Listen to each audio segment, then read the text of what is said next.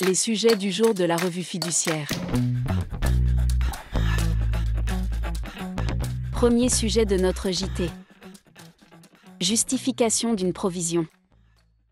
Une société d'assurance comptabilise et déduit une provision pour sinistre à payer au titre d'opérations d'assurance cédées par ses caisses régionales. Elle a constitué cette provision en combinant deux méthodes actuarielles. Lors d'un contrôle, le mode de calcul de la provision est remis en cause par l'administration fiscale.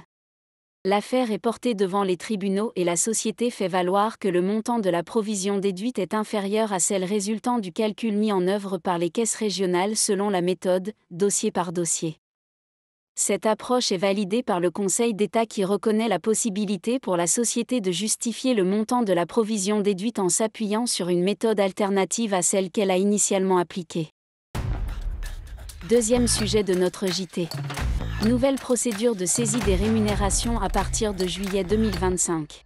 Un décret du 12 février 2025 met en musique la réforme de la procédure de saisie des rémunérations, dont les bases ont été posées par la loi du 20 novembre 2023 d'orientation et de programmation du ministère de la Justice.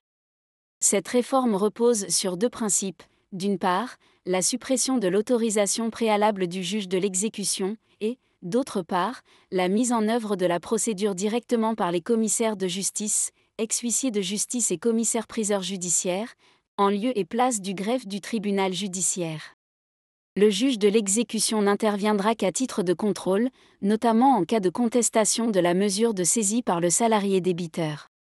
En résumé, après un commandement de payer resté infructueux au bout d'un mois, pas de paiement ni d'accord avec le créancier, le commissaire de justice pourra passer au stade de la saisie en signifiant à l'employeur du débiteur un procès-verbal de saisie.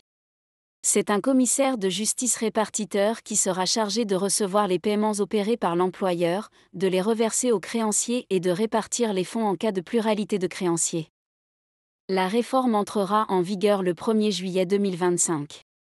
Elle sera également applicable aux procédures de saisie déjà autorisées par le juge de l'exécution à cette date, le décret prévoyant des règles spécifiques pour leur transfert à un commissaire de justice. Troisième sujet de notre JT.